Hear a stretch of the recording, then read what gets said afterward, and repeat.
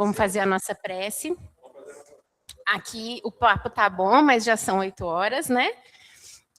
Só justificando aqui que hoje eu estou falando um tiquinho oscilando mais que o natural, mas vai dar certo. Vamos fechar os nossos olhos, buscando a conexão com o alto. Vamos buscar a conexão com os nossos mentores, com os mentores desta casa e desta tarefa bendita que nos acolhe. Senhor Jesus, irmão, mestre e amigo bendito, ajuda-nos a compreender as mensagens que o Senhor nos trouxe há tanto tempo e que nosso coração ainda não assimilou. Jesus querido, ajuda-nos a caminhar para Ti, a passos mais céleres.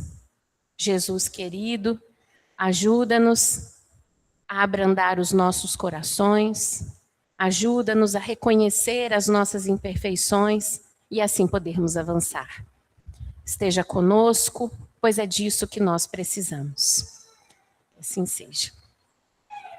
Boa noite a todo mundo, eu já cumprimentei, mas cumprimento de novo. Geralmente a casa propõe aí uns recadinhos no final, né, de algumas palestras, mas hoje eu vou fazer recadinha no início. Eu quero agradecer, né, em meu nome, em nome da minha família, pelo presente que vocês nos deram, né? Todos aqueles que contribuíram, não só com o presente, mas com as boas vibrações, né? Mais uma família e que a gente consiga, né, passar pelas provações que é conviver, né? Eu agradeço muito a vocês, a cada um de vocês, tá bom? Eu ia trazer, inclusive, um quitute preparado, mas hoje eu fiquei só fungando, né? Eu estou, talvez, com uma alergia, né? Não sei, mas aí semana que vem o quitute fica mais bem preparado, né? Porque em mãos saudáveis fica melhor, não é mesmo? Pessoal de casa, boa noite, sejam todos muito bem-vindos, né? É uma alegria muito grande estar aqui. Eu digo isso porque como que faz bem estudar o Evangelho? Para a gente que está trazendo, né, que está assim, que assume a tarefa de conduzir as reflexões, porque o EMEG é construído por todos nós, né? Mas a gente que está aqui, a gente faz tanta pesquisa, né, para trazer essa 1 hora de prosa, porque é isso, é uma prosa abençoada, é uma prosa que nos conduz para frente, porque às vezes a gente perde muito tempo, né? E essa daqui é uma prosa boa. Então, a gente estuda tanto e é uma oportunidade tão boa, né? Eu digo isso para mim mesmo e agradeço a bondade de vocês e a oportunidade de estar aqui. Eu sempre gosto de começar com alguma coisinha, né? E aí, semana passada eu peguei um trechinho da epístola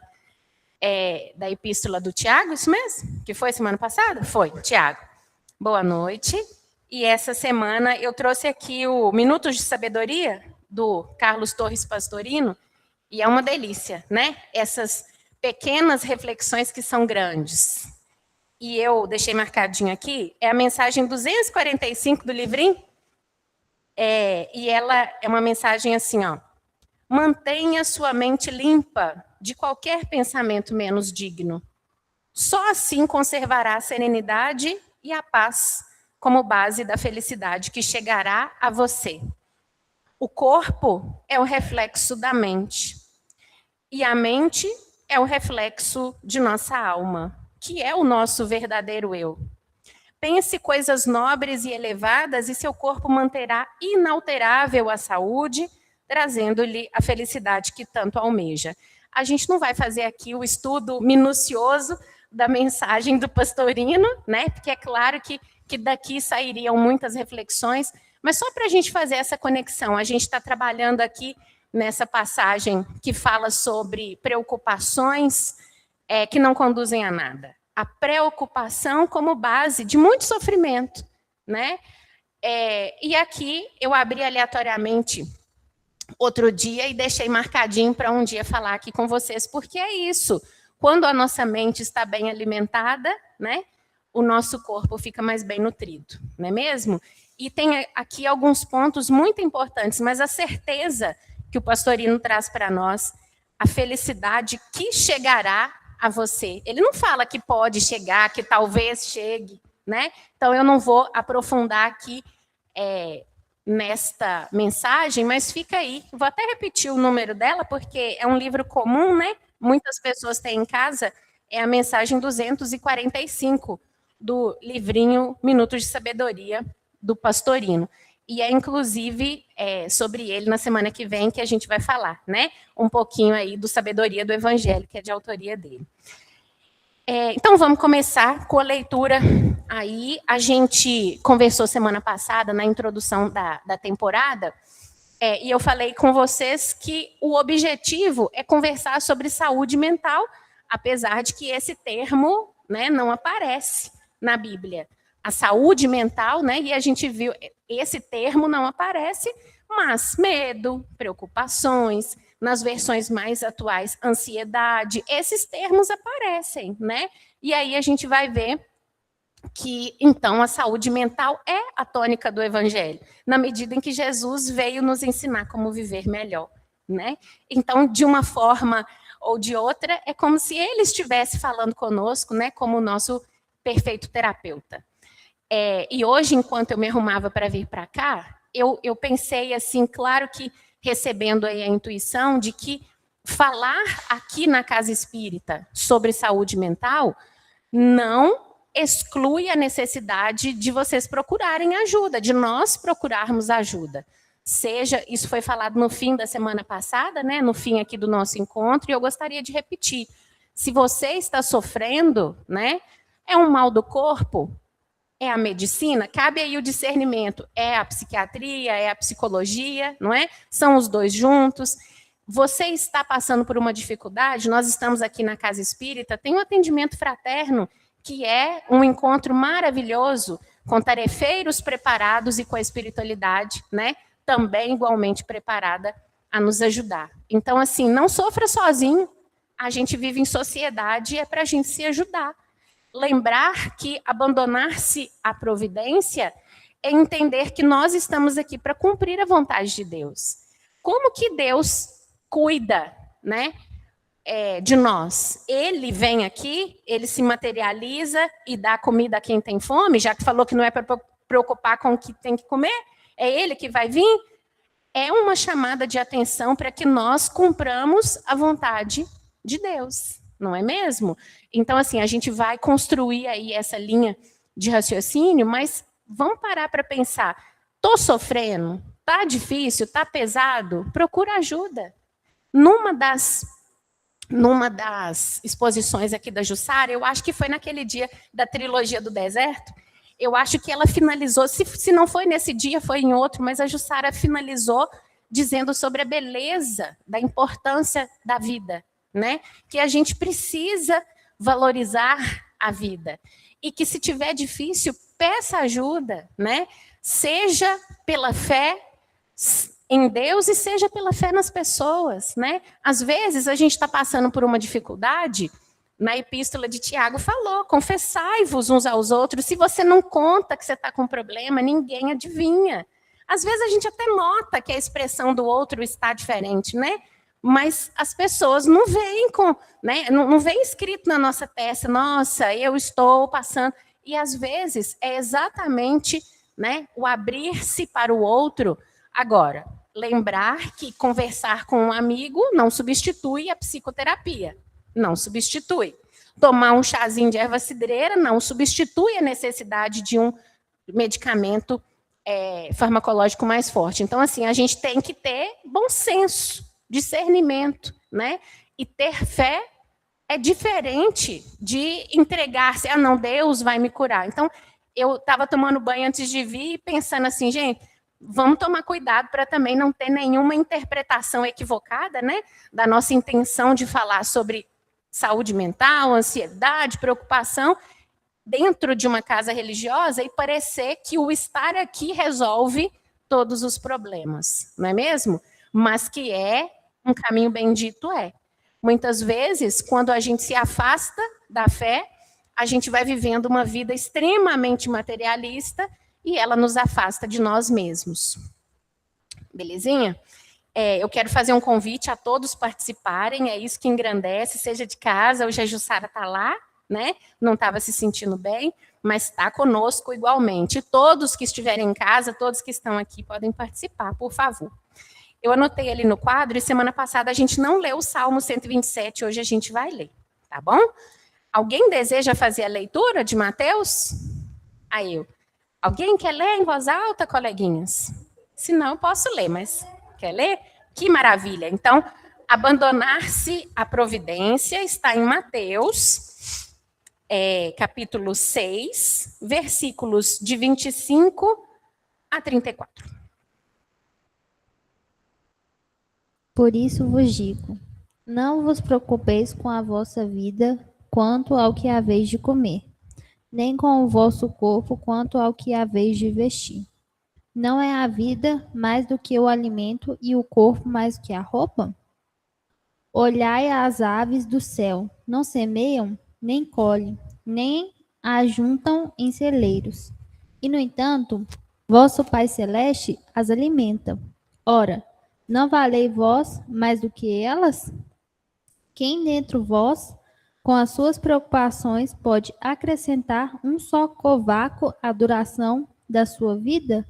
E com a roupa, por que andais preocupados? Observai os lírios do campo, como crescem e não trabalham e nem fiam. E, no entanto, eu vos asseguro que nem Salomão, em toda a sua glória, se vestiu como um deles. Ora, se Deus veste assim a erva do campo, que existe hoje e amanhã, será lançada ao forno? Não fará ele muito mais por vós, homens fracos na fé? Por isso não andeis preocupados, dizendo: que iremos comer, ou que iremos beber, ou que iremos vestir. De fato, são os gentios que estão à procura de tudo isso. Vosso Pai Celeste sabe que tendes necessidade de todas as coisas. Buscai, em primeiro lugar, seu reino e sua justiça, e todas essas coisas vos serão acrescentadas. Não vos preocupeis, portanto, com o dia de amanhã, pois o dia de amanhã se preocupará consigo mesmo. A cada dia basta o seu mal. Muito obrigada. Vocês perceberam que a passagem começa e termina com Jesus nos falando para não nos preocuparmos, né? Existe aí, se a gente for estudar, depois a gente pode até fazer isso, a construção do texto, ele começa e termina.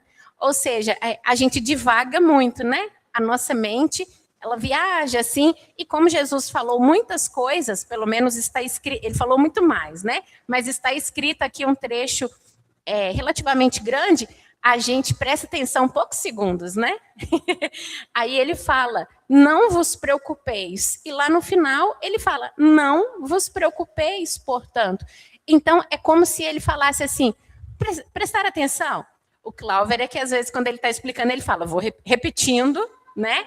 Então assim, Jesus repete, ele fala no início e ele fala no fim, não nos preocuparmos. Mas é isso que a gente faz bastante, né? Semana passada a gente falou bastante sobre a pré-ocupação como uma ocupação infrutífera, porque a gente esquece do agora. Ocupar-se é diferente de pré-ocupar-se, né? Então a gente conversou muito sobre isso, que não é para a gente cruzar os braços e esperar a vida acontecer, né? Porque se a gente se ocupa do porvir, que não nos pertence, né? Tem até, né, o amanhã a Deus pertence, a gente não, todas as nossas hipóteses, os ansiosos vão talvez concordar comigo, que os nossos cenários imaginários, eles nunca acontecem do jeito que nós imaginamos. Ah, se isso acontecer, não sei o que, e aí a gente vai criando todas aquelas imagens, né? E não acontece daquele jeito. E na hora que a gente menos imagina, acontece um negócio que a gente teria medo se tivesse pensado, né? Que bom que a gente não sabe as coisas que vão nos acontecer invariavelmente. Imagina se a gente soubesse que vai levar um tombo. Seria horroroso, né? Ficar esperando a hora do tombo, né? E os tombos vêm de repente, né? A gente percebe, a gente até sente que está caindo em câmera lenta, mas quando a gente percebe, já está no chão, né? Então, assim, que bom que a gente não sabe né? Então, ao mesmo tempo, olha como que a mente do ansioso funciona. A gente sabe que não é para ser ansioso. A gente sabe, vamos colocar aí a ansiedade como uma preocupação exacerbada. Lembrando que não somos psicólogos, não somos aqui da área de saúde mental, né? Então, falando de maneira bem popular, a ansiedade como um estágio um pouquinho a mais do que a preocupação. Eu perguntei para o meu agora marido, né? Antes noivo, perguntei para ele assim, o que você pensa quando a gente fala, né? Aí eu falei o título da passagem, Abandonar-se a Providência. Aí ele falou assim, eu vejo uma pessoa de braço cruzado. Aí eu fui e falei assim, bom, né? Eu gosto de perguntar, eu faço as minhas pesquisas lá em casa. Aí eu fui e li a passagem toda. Aí ele falou assim, acho que não é isso, não. Eu acho que não é isso, não. Aí ele falou assim, e primeiro eu estava pensando naquelas pessoas que acham que, né, as coisas vão se resolver, as pessoas conformistas. Ele explicou lá, eu posso, né, repetir aqui para vocês como se fosse aquela pessoa conformista. E eu imaginei também aquelas pessoas que são acomodadas no, o que vier, né? Sendo que não é assim, né? A gente ser acomodado é diferente da gente ser resignado, da gente ser resiliente, né? E vocês podem lembrar aí de outras associações para a gente colocar aí. Essa passagem, ela não é de ficar parado, conformado. Não, se Deus faz isso pelas aves, o que Ele não vai fazer por nós, que somos, vamos dizer assim, a grosso modo, que somos maiores em evolução. Vamos falar assim, ainda sem muita explicação desse trecho. Então, se Deus faz isso pelas plantas, né, veste os lírios com mais beleza que o próprio rei Salomão, o que Ele não fará conosco, preocupados? Então vamos sair pelado, né? Na nossa sociedade atual, dá certo? Não dá, né? Então não é para preocupar com de vestir, Deus vai prover? Não. O Deus proverá, dito sem fé, é tão vazio, não é? É quase uma profanação da mensagem divina. O Deus proverá é importante, mas o Deus proverá é uma chamada de atenção para que nós assumamos o nosso papel na convivência. Se nós convivemos é por algum motivo, não é? Se nós convivemos com quem convivemos é por algum motivo. Que bom que não sabemos o motivo completo, porque talvez isso nos deixaria muito inibidos, né? Sabendo por que encarnamos com quem encarnamos, eu acho que a gente ficaria um tanto inibidos, né? Com o nosso próprio passado. Não é julgar as pessoas e pensar, nossa, o que ela fez comigo no passado, por isso que a gente veio junto, né? Para ela se melhorar. Não, é o que eu fiz, né? A gente tem que parar de ficar pensando que o outro é que é a nossa, né? A nossa perdição. Não existem vítimas, né? Todos nós vamos alternando aí ao longo do tempo o que fazemos uns com os outros. E nesse momento que fazemos algo de mal com o outro, estamos fazendo conosco mesmo, sujando a nós mesmos, né? O nosso próprio espírito. Então, às vezes a gente fica, né? Eu, né? Preocupado aí, nossa, eu falei semana passada que preocupação assim, pré-nada. Eu nem sei por que eu estou agitada. E como tem me feito bem, Jesus, eu fico imaginando Jesus naquela calma perfeita, que eu não consigo nem imaginar como que é, mas Jesus numa calma perfeita, falando assim, falando duas vezes. No início e no meio, que eu já não lembro, né? Lembrando que a minha mente vai rápida, eu já não sei o que ele falou no meio, mas ele falou no início e no fim. Não preocupa, ocupa, né? E isso tem me feito bem, porque se a gente não se ocupar dos outros, a gente vai deixando os outros desvalidos, não é mesmo? Fernanda, eu quero voltar só um pouquinho na questão da providência divina aí que você colocou, e a gente fazer uma reflexão para a gente não perder o foco no tamanho de Deus para a gente. Se a gente se nós nos colocarmos nessa entrega, nesse abandono à providência divina, mas imaginando que Deus está a nosso dispor, ou seja, eu não vou fazer nada, né? Eu não vou me movimentar, não vou exercer nenhuma ação, porque Deus vai prover tudo. É diminuir muito Deus, é nós nos colocarmos no lugar dele. Uhum. Eu sou Deus e você vai atender às minhas necessidades. Um gênio da lâmpada. Eu estou invertendo o papel. E o que Jesus disse não é isso. Não é? Como Deus é uma potência de justiça e de providência, ele sabe exatamente tudo o que a gente precisa. É exatamente o contrário. A gente não sabe o que a gente precisa. A gente não tem ideia do que a gente precisa. Porque a gente só olha para o agora.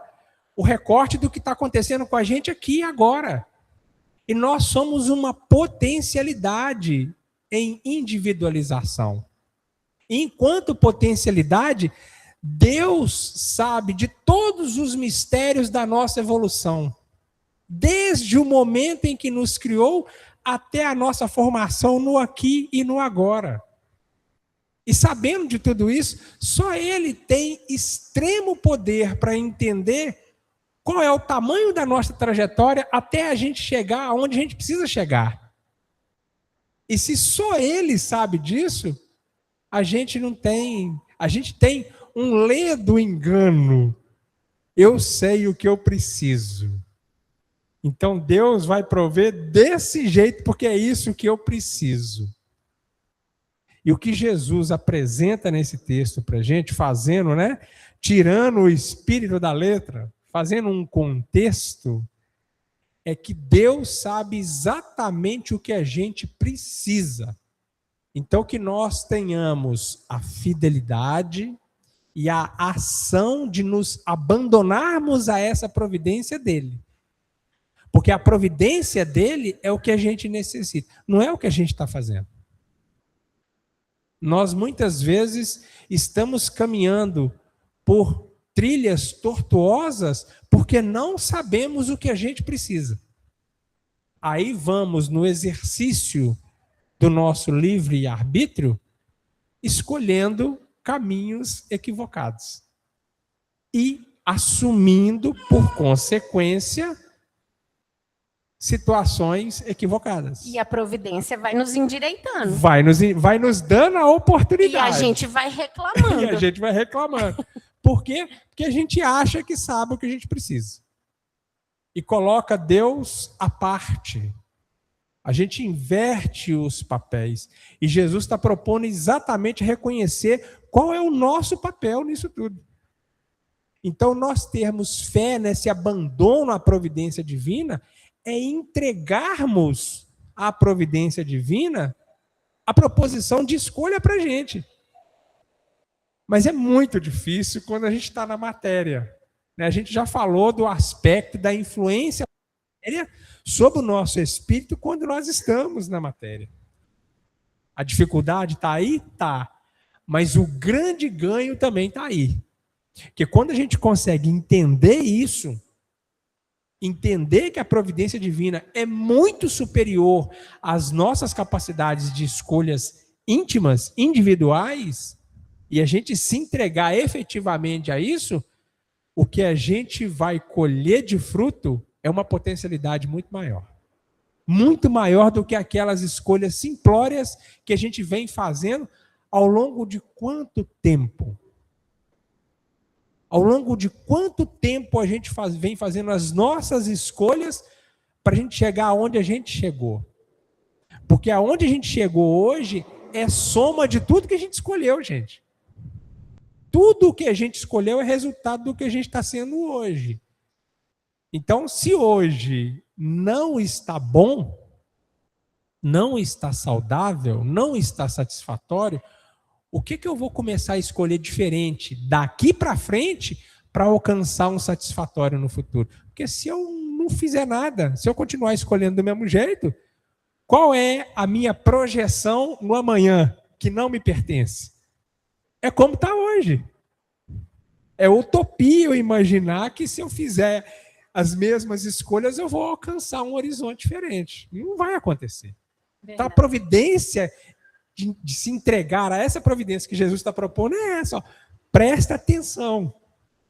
Que Deus tem conhecimento de tudo que você precisa. Você ainda não sabe, não. É isso. Obrigado, Fernanda.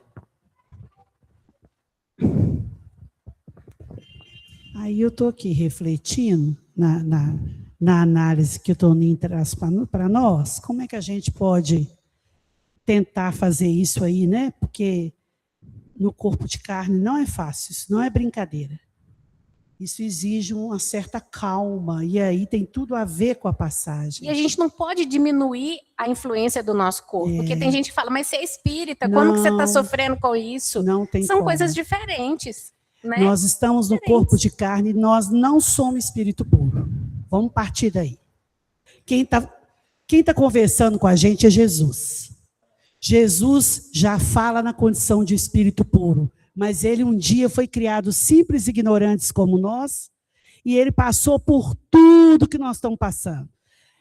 Nós não podemos cravar aqui que foram as mesmas coisas, se foi o mesmo tempo, isso não importa. Essa caminhada do Cristo pertence a ele, não é, aqui, vou falar de um jeito, vou ser sem educação, não é da nossa conta.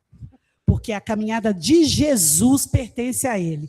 Até isso a gente tem que aprender a respeitar, né, Toninho? Se a gente tem que respeitar Deus como um grande pai, a gente tem que respeitar a caminhada de Jesus, que é dele. Ele é nosso mestre, mas ele tem a caminhada dele, né?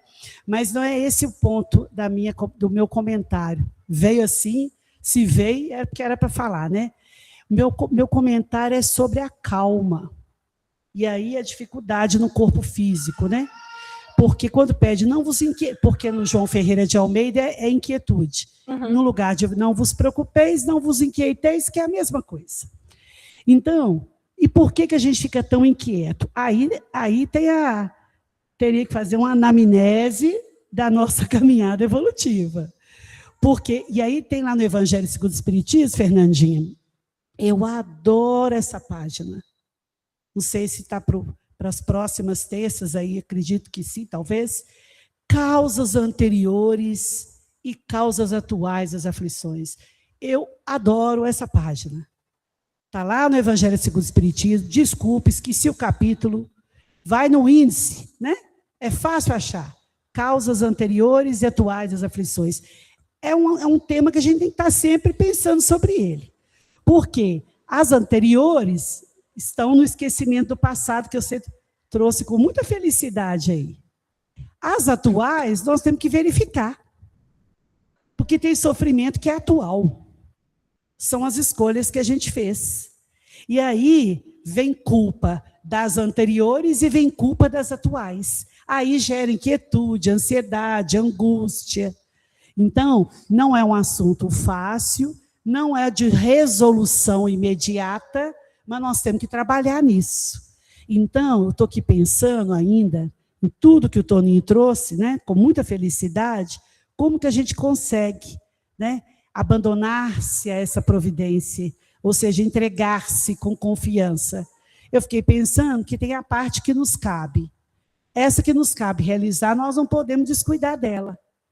Na família, no trabalho, como cristão, como vizinho, né? Como colega de trabalho, como companheiro de casa espírita, e assim vai. Como um próximo, que a gente não sabe o nome, mas é próximo, está junto da gente.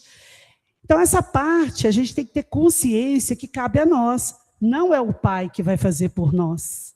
Que abandonar-se a providência não é agora achar que tudo é providência dele. Não é. Deus quer assim. Deus quis assim. Estou passando por isso porque Deus quis assim. Opa! Né? Delegar para Deus a nossa burrada, entre aspas, né? A lambança que fizemos, ora. Delegar para Deus a lambança que fizemos? Colocar ele no nosso patamar? Que é isso? Ele nos encheu de recursos, a gente não usa porque não quer. Aí depois a culpada é ele? Culpada é ele? Então tem certas coisas que tem que sair tem que parar de sair da nossa boca. Deus quis assim. Deus achou melhor assim. Deus é que sabe. Opa! Vamos colocar Deus no lugar que cabe a ele. Que, aliás, a gente está com muita dificuldade de entender Deus até hoje. Porque a gente põe Deus... Já te passo. A gente põe Deus em lugares assim tão mesquinhos, né? Então, eu fiquei aqui pensando como fazer isso. Primeiro, tentar exercitar a calma, né? Para acalmar um pouco. Espera aí, deixa eu ver. É grave demais o que eu estou passando. Vamos imaginar alguém pensando. Mas deixa eu entender isso aqui. Sou filho de Deus, herdeiro divino. Ele tem permissão dele, ele está vendo, né? Não foi ele que me ofereceu isso, mas pelas suas leis ele permite, porque nós fizemos escolhas, né? E aí, nós estamos sozinhos? Não. Como é que eu vou resolver isso? Como é que eu vou corrigir isso? E aquilo que não tiver explicação, gente, está nas causas anteriores das aflições. E aí não adianta pode falar. Capítulo 5, muito obrigada. Capítulo 5, bem-aventurados os aflitos, o segundo item, os 2 primeiros itens, causas anteriores e atuais das aflições, ou vice-versa, que eu esqueci a ordem. Então, assim, eu já vou parar. A gente dispara, né? Continua. A gente dispara, o que é isso? Palestra? Então, só tentando concluir. Aí, não dou conta de entender. Isso que está acontecendo comigo, eu não consigo entender de jeito nenhum. Eu não me lembro de ter feito nada para estar passando por isso. Causas anteriores às aflições. Mas a escolha é minha lá atrás. Então, tem um processo provacional que eu vou ter que viver. Agora, tem muita coisa que é atual. Inclusive, até o que o seu marido disse. Vou me largar e deixar que Deus resolve. E depois ele viu, né, que não era isso. Mas, deixa, né? Deixa do jeito que está, não vou fazer nada não, que Deus cuida. Não é assim. E ele falou com um tom... Pode passar. E ele falou, inclusive, com um tom crítico, né? Porque ele é completamente avesso, né, a essas cegueiras, né? Porque é uma cegueira, né? Quando a gente pensa assim, Deus resolve. Não, mas é como se a gente não tivesse o que fazer, né? Ou é como se Deus só tivesse isso que fazer, cuidar da sua vida, te controlar, né? Isso não existe. Então, a gente precisa se ocupar mais utilmente, né? A gente precisa trabalhar para o próximo. Não é só, não, deixa eu fazer caridade. Não, deixa eu viver direito, né? Viver direito, porque a gente cumpre a vontade de Deus através das pessoas. E Deus cumpre, né, a vontade dele na nossa vida através das pessoas. E é por isso que a gente está junto. A gente não cultiva a gentileza, a gente não faz questão, né, de conviver com as pessoas como se deve e quer ser atendido. Reza antes de dormir, pedindo isso, aquilo e aquilo outro, mas na hora de estar em contato com as pessoas, você não é útil, mas quer receber, né, algo delas, porque é assim que Deus faz. Se um filho dele tem fome, é o outro filho que vai lá alimentar, né? Por favor. Olha, eu penso o seguinte, todos nós que estamos na doutrina espírita, estudando, nós não temos, eu vou dizer essa palavra, mas talvez aqui não me encontre outra. Nós não temos o mínimo direito de querer julgarmos a atitude de Deus, nosso Pai. Se Ele nos diz a cada um segundo o seu merecimento, se eu estou passando por dificuldade, é porque eu fiz alguma coisa que complicou a minha vida, certo? Então, Deus age assim. E o que nós temos que fazer é procurar corrigirmos e ser o melhor possível. Isso é que nós temos que fazer. Eu penso assim. Ainda mais se nós estamos na doutrina espírita. Que a doutrina espírita é uma doutrina séria, uma doutrina que estuda e que você tem que saber as coisas.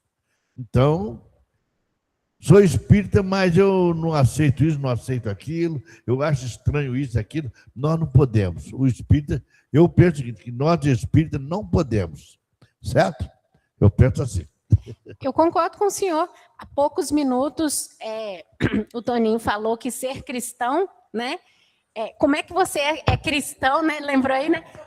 Como é que você se diz cristão e age assim, assim, assado? Ser cristão exige uma conduta moral e uma linha de pensamento, né? Que vai depois nos ajudar a seguir o Cristo. Às vezes a gente fala assim, eu sou cristão, ou eu sou espírita, como o seu Celso falou, mas a gente se revolta com as coisas, a gente se revolta com o processo que a gente está vivendo, mas a gente reconhece que a reencarnação é muito valiosa. É muito incoerente, né? Eu estou lembrando aqui da Jussara, falando para a gente deixar de hipocrisia. Estou vendo ela aqui na minha frente, né?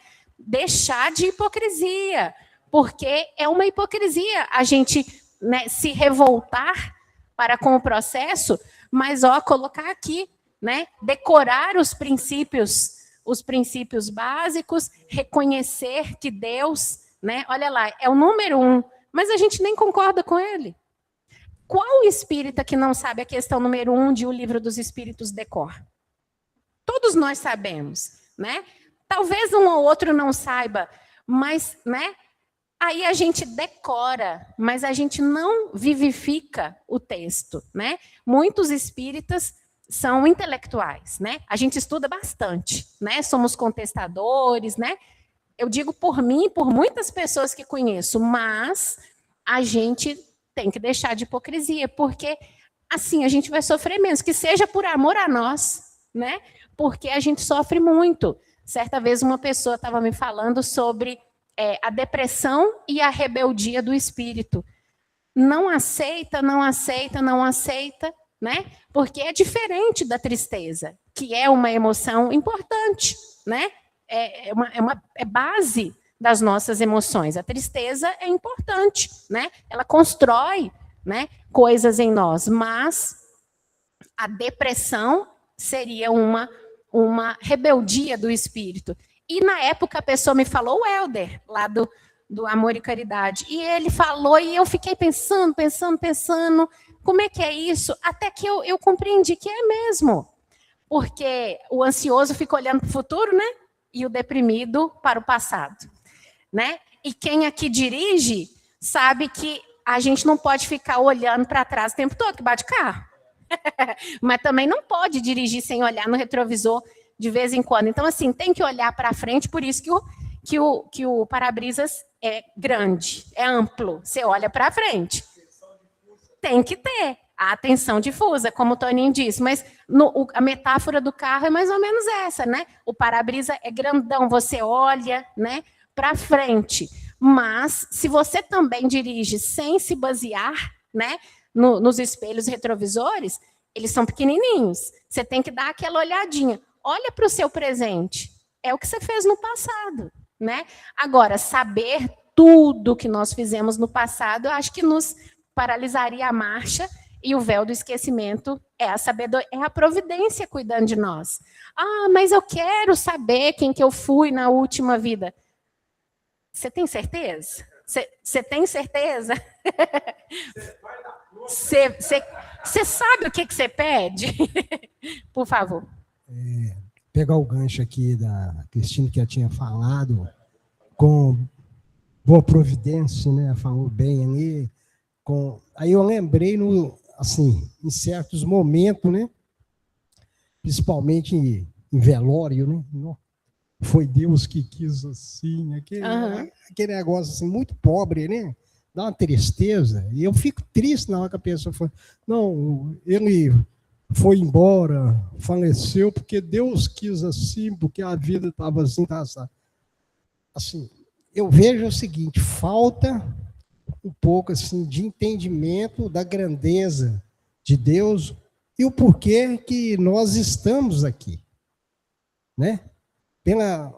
Pela passagem que nós estamos aqui, o tempo que nós estamos cumprindo, né? Eu estou falando nessa situação que ela me fez lembrar aqui, entende? Agora, acho muito hipócrita a pessoa, assim, sair transferindo, né? Eu falo muito assim, terceirizando uma coisa que é dele, né? ó Deus, o Senhor vai fazer isso, que eu vou fazer aquilo. Ficar assim, comercializando com Deus, né? Se o Senhor fizer isso para mim, me ajudar eu comprar um carro aí, não sei o quê, mais ou menos assim, né? O povão tem tudo isso. Então, vira uma dualidade em relação ao espírito, né? E ao material. Ou seja, o ter e o ser, né? Mas, assim, um pouco melhor no entendimento. Então, as pessoas não sabem dirimir ali com relação a isto. E isso é muito difícil, porque estando em carne e tendo todas as necessidades que o ser precisa, então sente dificuldade nessas decisões.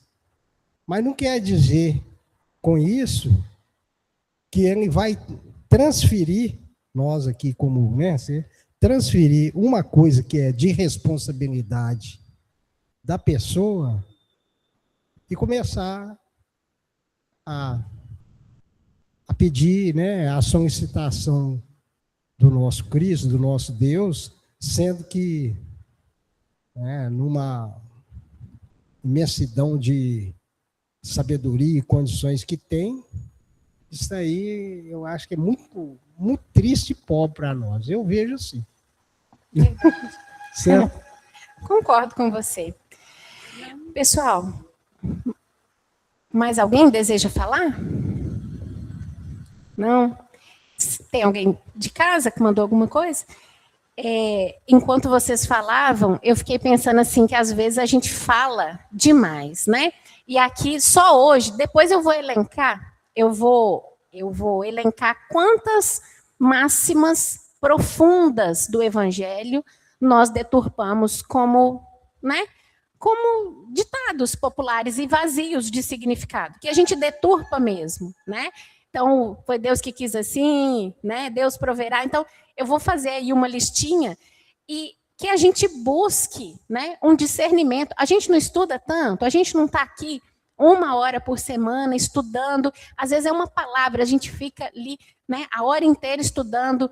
Daqui um pouco a gente vai para o côvado, né, que fica aí na passagem, a gente não sabe o que é. A gente vai pegar ali as minúcias porque nós somos estudiosos do Evangelho. Porém, nós somos estudiosos do Evangelho de verdade, porque é no dia a dia, não é essa hora que nós passamos aqui.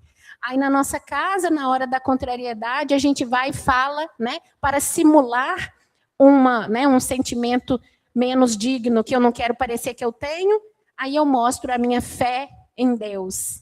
Mas eu estou com raiva, né? Eu estou frustrada. Os psicólogos nos dizem como é importante nomear as nossas emoções e sentimentos. Eu não estou sendo resignada quando eu falo essas máximas. Eu não estou sendo resignada. Quando eu falo diante do falecimento ou do desencarne, né? Diante do desencarne de alguém que nós amamos muito, e eu falo, Deus quis assim, eu estou falando verdadeiramente? Né? Eu estou falando o que vem no meu espírito? Não que eu deva falar tudo o que eu sinto, porque senão não vai dar certo. Mas tem hora que a gente simula os nossos... e não tem jeito da gente melhorar. Quem está com o microfone?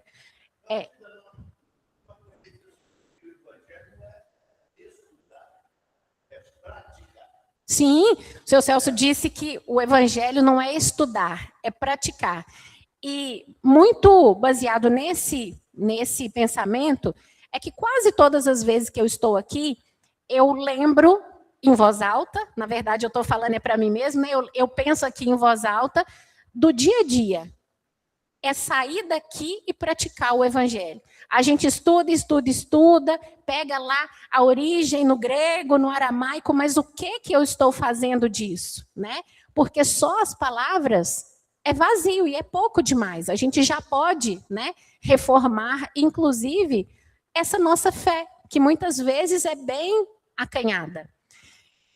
Para a gente, nós temos pouco mais de 15 minutos.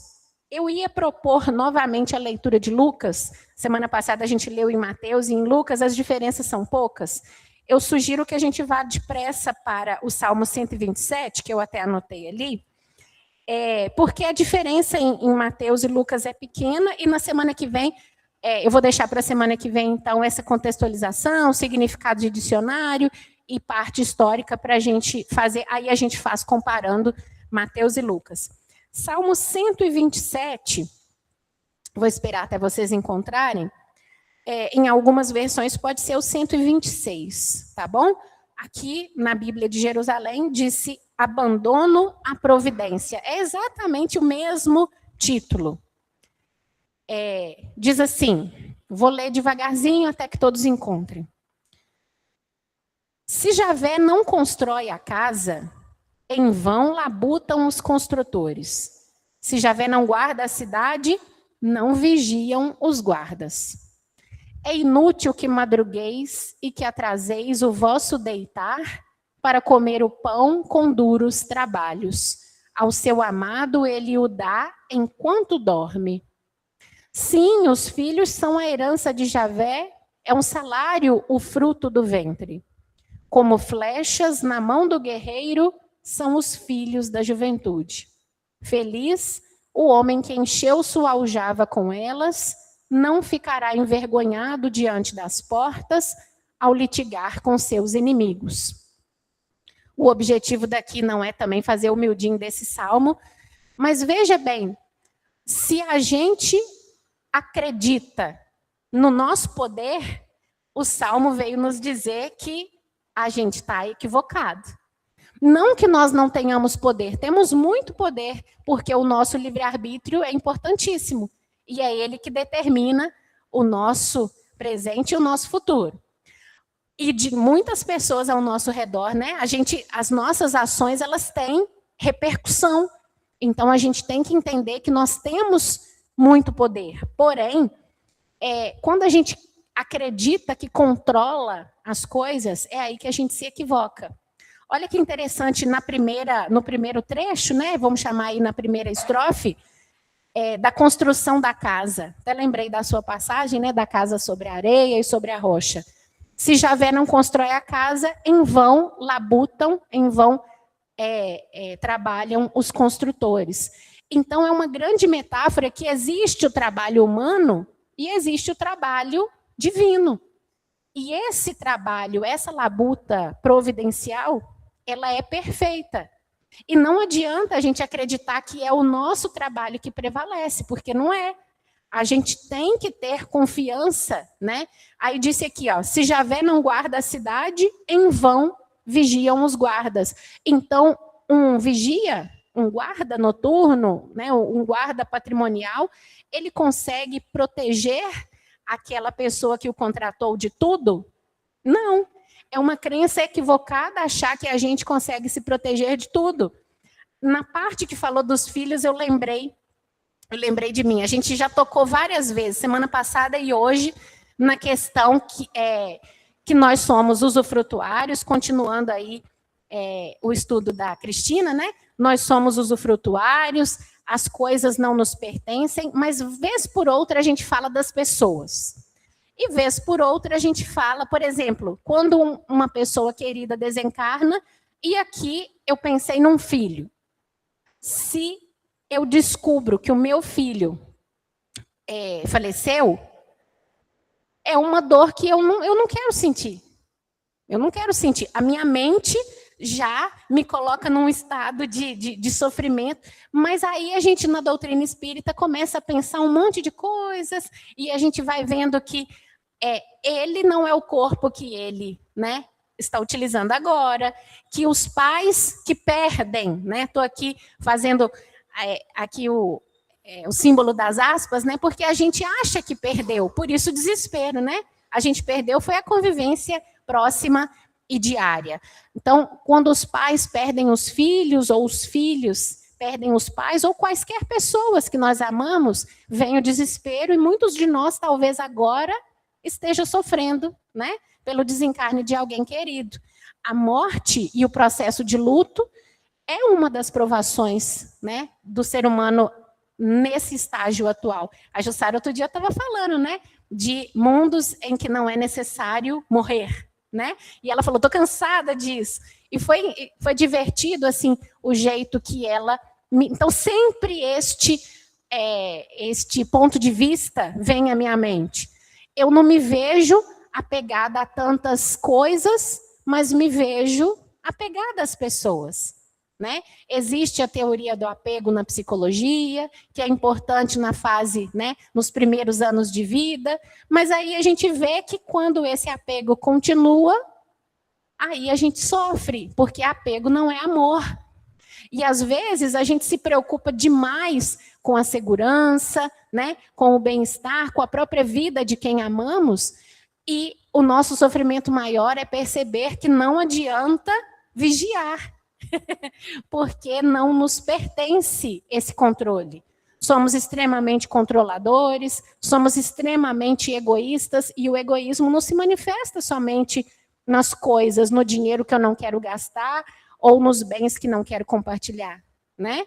Se eu amo demais uma pessoa e essa pessoa desencarna, porque todos nós temos um planejamento, não é? A gente não sabe, a gente não está aqui numa casa espírita, nós já não sabemos que vamos desencarnar, nós já não sabemos que as nossas provas já foram escolhidas. É claro que nós mudamos com o tempo, com as nossas escolhas, nós mudamos muitas coisas. Adiantamos, às vezes, o nosso retorno, infligimos mais sofrimento a nós mesmos e aos outros, mas ainda que nós não mudemos nada, vai chegar um dia que nós e quem amamos deixe esse corpo, não é? Mas a gente não quer.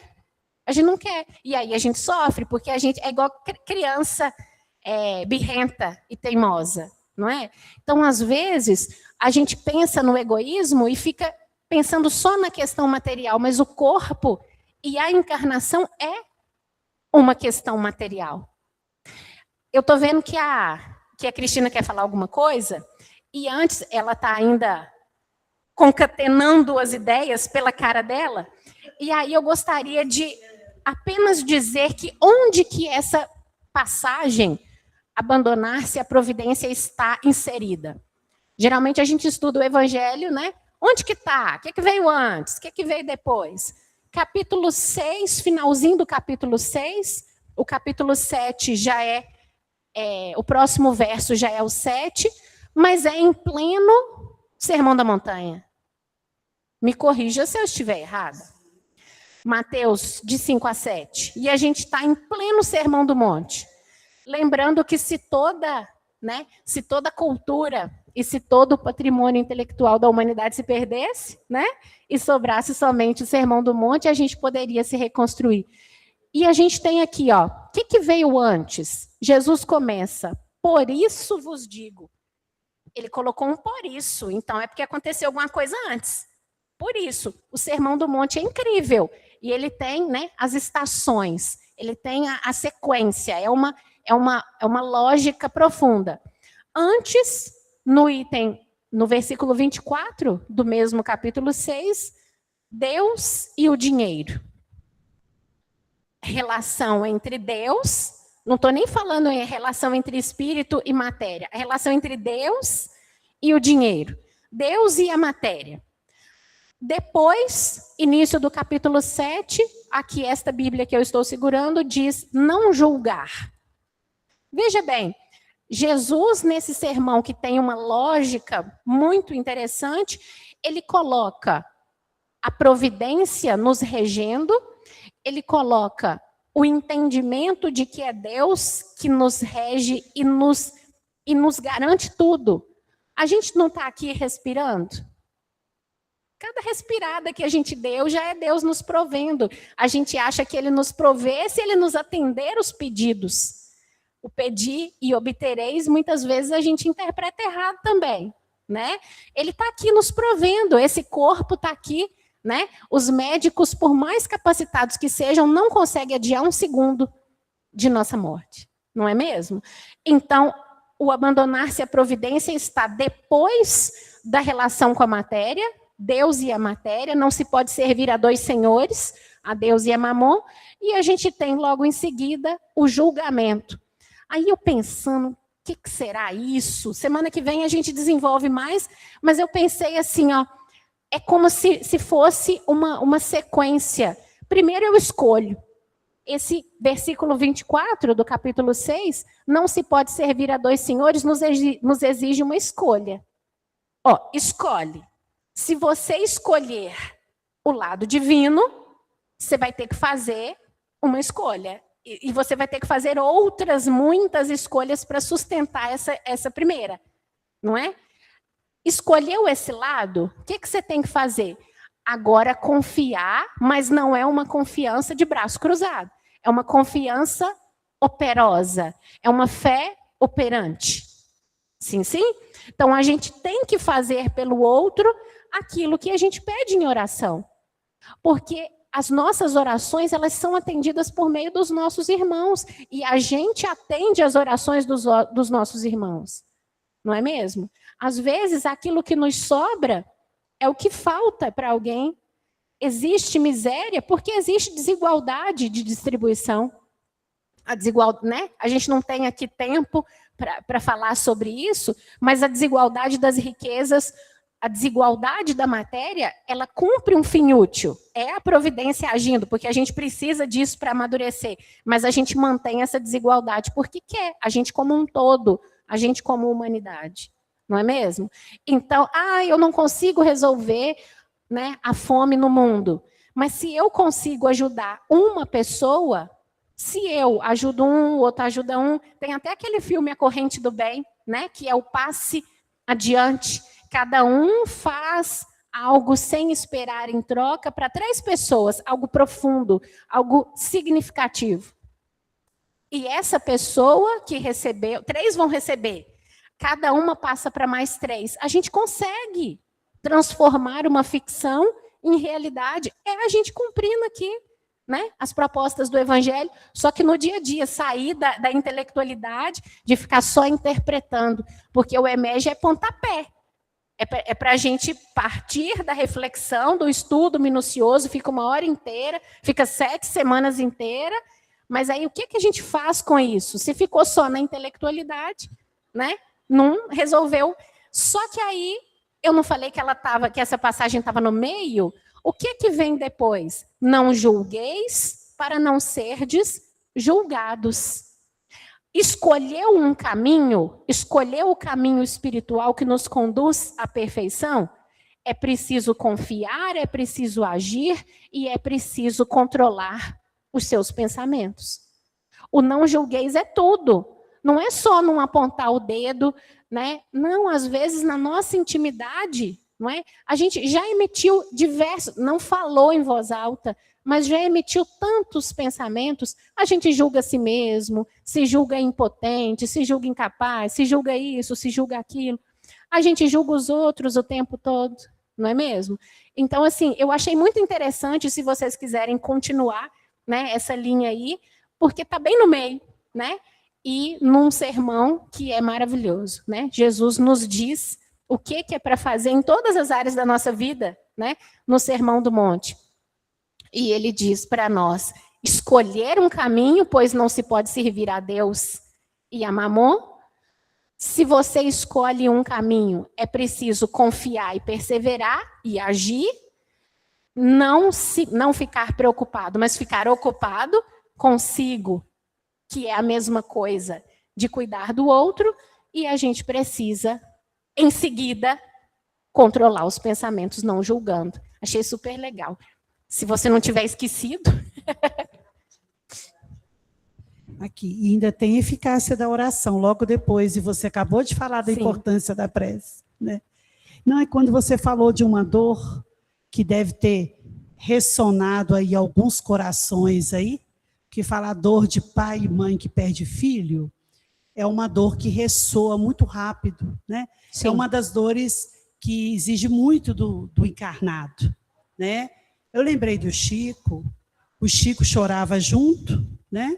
A maioria das vezes, primeiro ele acolhia chorando junto, para dizer assim, olha, essa dor é de verdade, e eu me solidarizo com sua dor, né? Eu acolho a sua dor e compartilho dela com você. E aí ele recomendava, olha, sai e vai fazer pelos filhos de outras mães, pelos filhos de outros pais, aquilo que você gostaria de fazer pelo seu filho que partiu. E aí o Marcel Souto-Maior, que é um daqueles biógrafos, né, dos casos do Chico Xavier, tem várias obras que ele fala muito das convivências lá com o Chico, ele vai analisar que muitas das ações beneméritas, de caridade, que foram crescendo no Brasil, muitas se deram a partir de pais e mães em luto por seus filhos. Né? Que eles foram aprendendo que, apesar de sentir que era filho seu, eles, acima de tudo, são filhos de Deus, então, ajudando outros filhos, não apagava a dor, mas consolava e confortava. Eu achei importante falar, porque deve ter ressoado em algum coração, e coração sofrido de despedida de filho, seja de pai ou de mãe, não é coisa simples. Sim. Dói toda hora que toca no assunto. Então, fica aí essa recomendação do Chico, né? Olha, dentro do possível, acolhe e cuida de filhos de outros, né? Porque é uma forma de vocês compensar essa ausência que o seu filho, que Deus te confiou, é filho dele, confiado a você. Por um tempo. Né? E é por um tempo. Né? Porque é uma dor muito profunda. Né? Então, eu queria só lembrar o Chico nesse momento. E ter confiança, né, que esse nosso filho, que porventura tenha partido, está sendo cuidado por alguém lá. A gente cuida no nosso plano e no outro plano. Ter a confiança, abandone-se a providência no outro plano, estão cuidando do seu ente querido também, né? Meu pai que já foi, né? Todos os entes amados que já foram e que a saudade aperta, né? Não nos ponhamos revoltados, porque isso é um prato cheio para a depressão, né? Mas aceitemos que as coisas acontecem porque elas precisam acontecer e a gente pode fazer pelas pessoas que estão ao nosso alcance e confiemos que estão fazendo pelas pessoas que amamos. Sim? Que Jesus nos abençoe as intenções. Vou só ridar.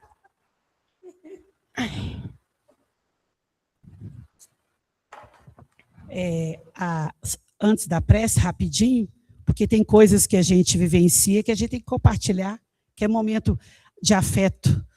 A Fernanda foi buscar o airfry que nós demos a ela lá na minha casa, junto com o esposo. E aí eu conheci o Sandro. Um sorriso largo, gente, que não cabia no rosto. Agradecendo demais a todos que participaram do presente. E aí eu convidei ele. Falei, ô Sandro, quando você puder, vai lá nos visitar no EMEG, para a turma te conhecer, né? E a gente compartilhar esses momentos. E eu fiquei olhando para Fernanda, olhando para ele. Nós conversamos ali na porta do condomínio uns 15 minutos. Gente, que alegria. Como é bom ver amigos felizes, né? Queria compartilhar isso com vocês. Eles estavam transbordando de alegria, os dois. Mas eu falei, gente, que coisa boa, né? Como fui eu que desfrutei desse momento, eu me sinto no dever de compartilhar com vocês. E vamos vibrar, né? Para que essa união seja longa e que frutifique para outras pessoas, para outras famílias, para outros casais, né? Porque a união harmoniosa, ela inspira novas uniões harmoniosas. E a gente fica muito feliz de ver isso, né? Tem muita coisa boa acontecendo nesse mundo, tem muita gente feliz, né? É porque a dor, o crime, a dificuldade, o negacionismo, tudo às vezes chama mais atenção. Mas pessoas felizes há e muitas nesse mundo, né?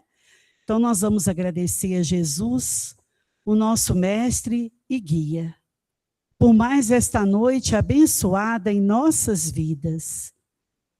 vidas aqui como encarnados e como desencarnados. Os nossos irmãos e irmãs que estão em seus lares, junto conosco pela sala virtual, E todos que, de alguma forma, estiveram conectados conosco nessa uma hora abençoada, essa uma hora divina, onde nós podemos nos assentar intimamente, nos acalmar e estudar esses ensinos que são o roteiro da nossa felicidade. Essa felicidade que a gente tanto busca está ali, né? A receita está ali. Então, permita, Senhor, nos auxilie, nos fortaleça, renove o nosso bom ânimo íntimo, para que nós possamos seguir esse caminho com coragem, com alegria, com confiança, fazendo a nossa parte, aquela que nos cabe a cada um de nós, e todo o resto abandonando a tua providência, abandonando-nos para a tua providência, para que a tua vontade se faça antes que a nossa, porque ela expressa o que estamos realmente precisando. Fica conosco, Senhor, como tem estado sempre. Que assim seja. Boa semana para nós e que terça-feira chegue logo.